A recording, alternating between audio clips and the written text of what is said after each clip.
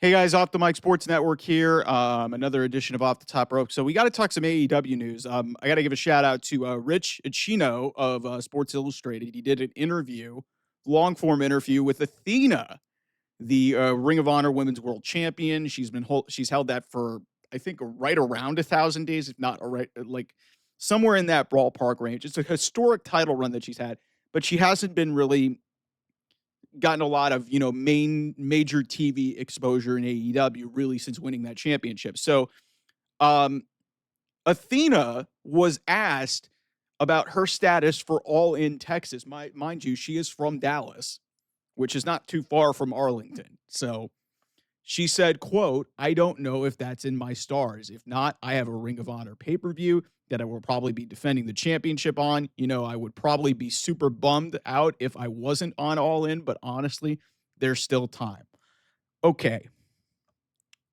I talk a lot about fumbles on this channel, specifically when it comes to AEW and Tony Khan. And, seeing Cody Rhodes and CM Punk, being prominent AEW stars early in AEW's stages of development, and now being like potentially WrestleMania. Like Cody's been a multiple time WrestleMania main eventer.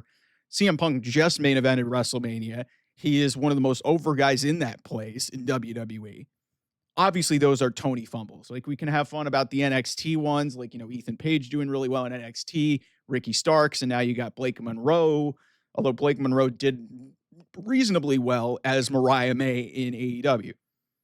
I can't think of a bigger fumble outside of the obvious two that I mentioned, Cody and CM Punk, than Athena. Like, I don't know. Listen, I don't know. This is one of the most criminal misuses of a talent that I've ever seen. Athena is as good as anybody. She's fought her way back from debilitating Achilles injuries. And this woman has put compelling television.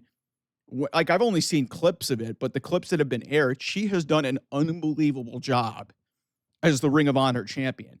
But she has been basically the Ring of Honor champion for I would say like 2022, 2023. She really has held that championship. Had multiple matches where she didn't lose to Billy Starks. I guess they got cold feet about potentially passing the baton on that. And for whatever reason, I don't know why. But the reason why I have a huge problem with what this quote says and why I think this is just an incredible fumble by Tony Khan of epic proportions. Like this is creative malpractice.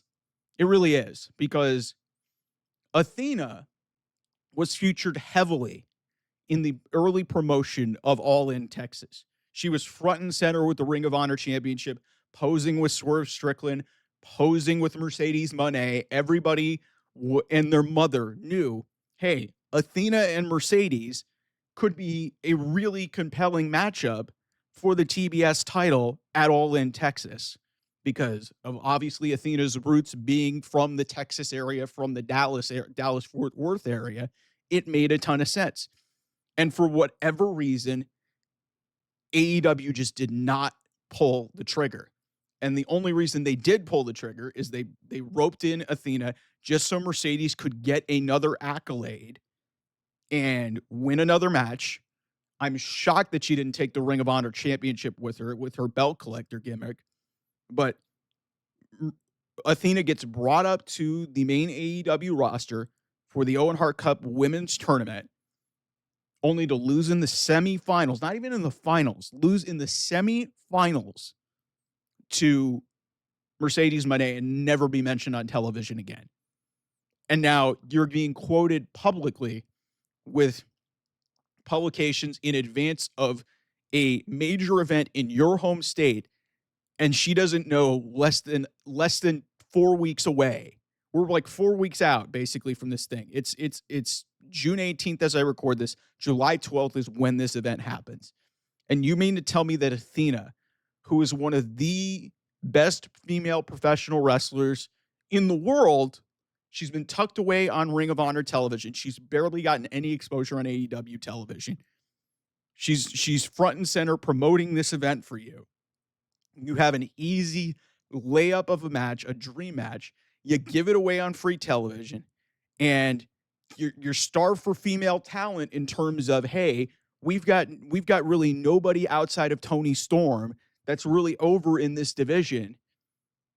And you mean to tell me that Athena's not going to make it on this card? She probably will, but it's not going to be nearly as meaningful as it should be.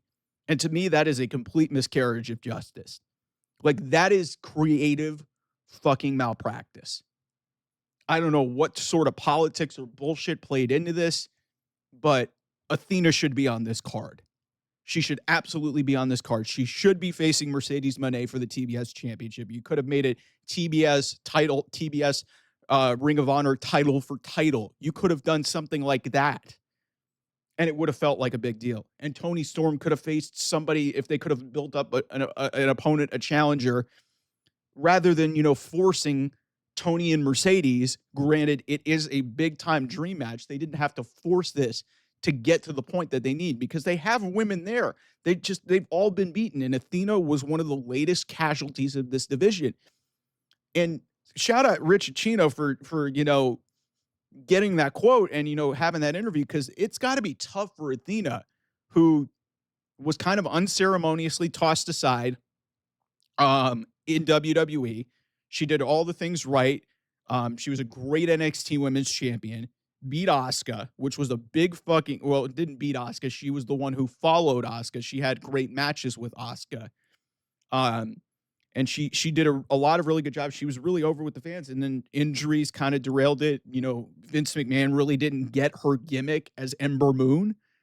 And so she goes to AEW and, gets a decent rollout. But then this heel thing really is where she came into her own, has a lot of charisma.